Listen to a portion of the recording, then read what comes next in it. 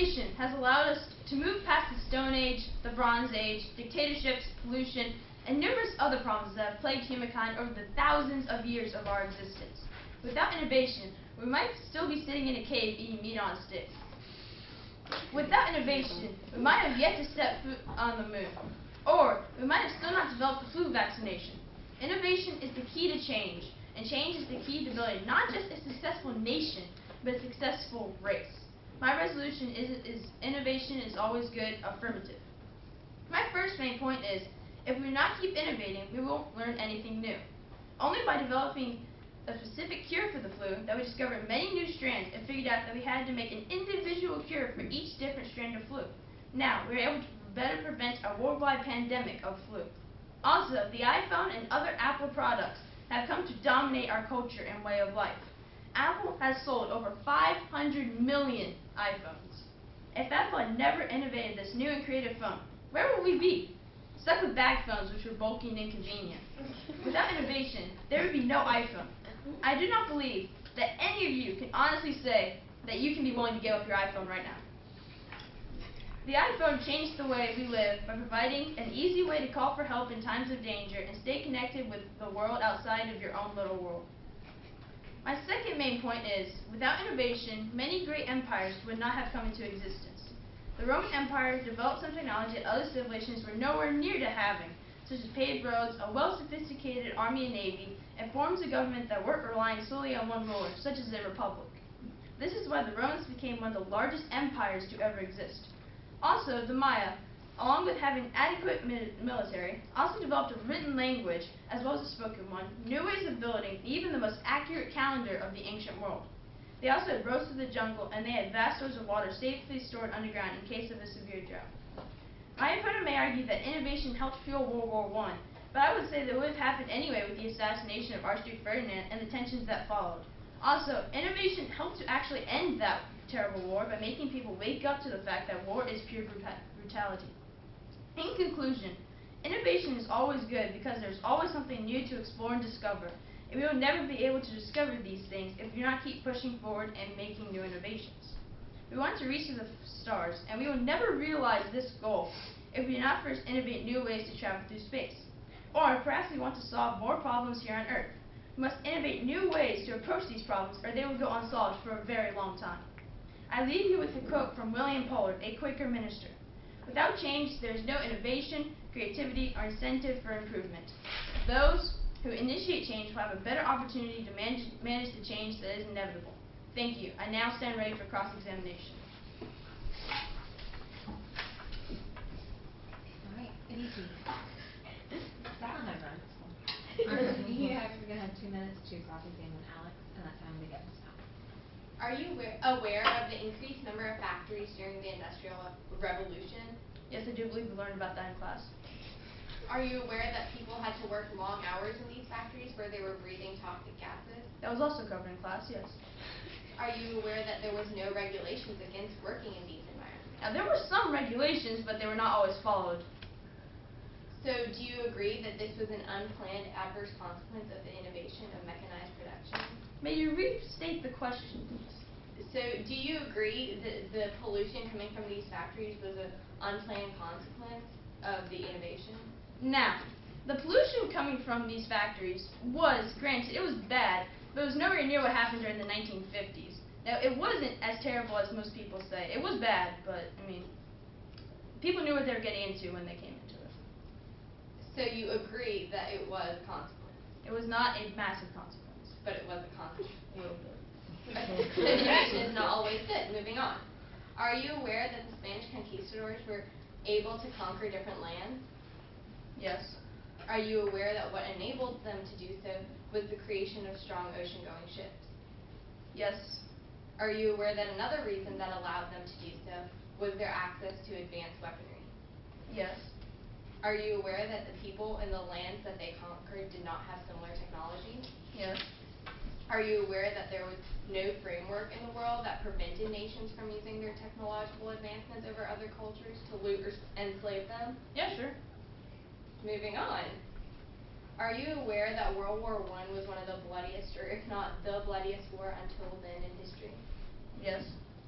Are you aware that innovation in warfare and weaponry during that time enabled that scale of casualty in such a short period of time over such a vast area? Now, it was really just Europe that got hit. It wasn't as big of an area. If you think about how big the world actually is. Fine. Aditi, you're going to have 2 minutes for your opening statement. Sorry. You want a second? I'm good. Okay.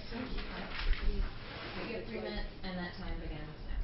We never stop innovating. We build cars, new gadgets, and fancy buildings. While it is advancing to society, it is foolhardy for us to ignore the fact that innovation almost always has some adverse consequences to our world. I'm arguing innovation is always good, negative. My first main point is that innovation always comes with some adverse consequences. For example, the advancements in chemical production in the 19th and early 20th century continue to help us even in today's world. But during World War I, this advancement was used for the large-scale production of mustard gas, blinding people and causing long-term suffering. Here, a scientific innovation was found far more useful in eliminating human lives rather than enriching them. Martin Luther King Jr. once said, "A nation that continues year after year to spend more money on military defense than on programs of social uplift is approaching spiritual death."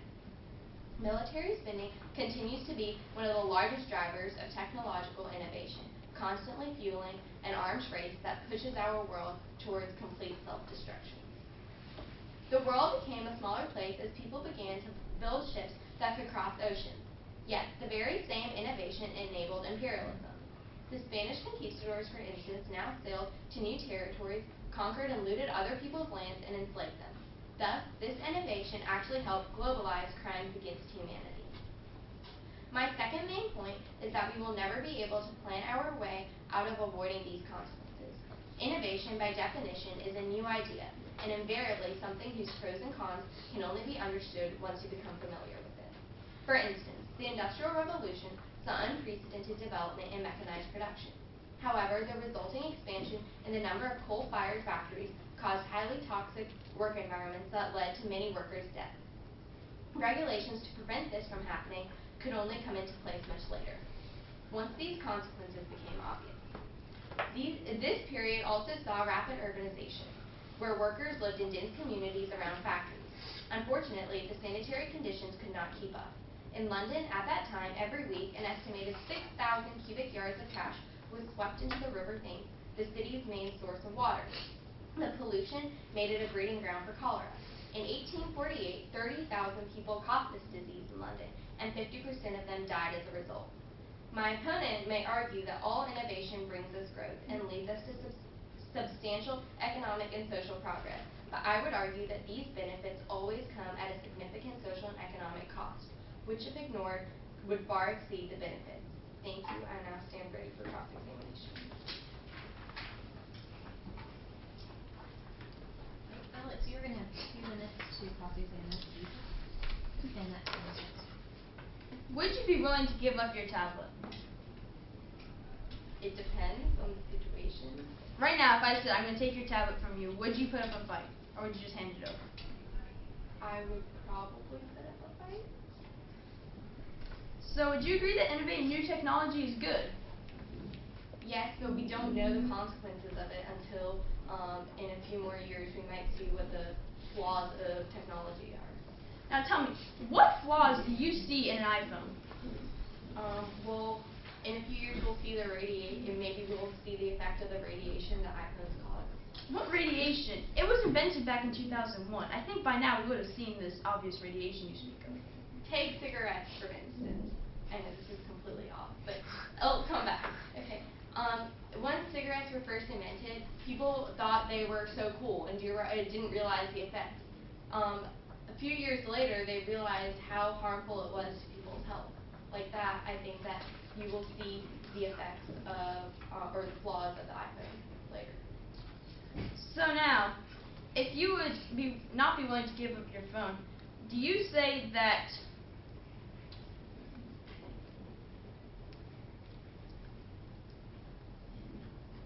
Alright, so your iPhone, what disadvantages do you see in this iPhone besides this radiation?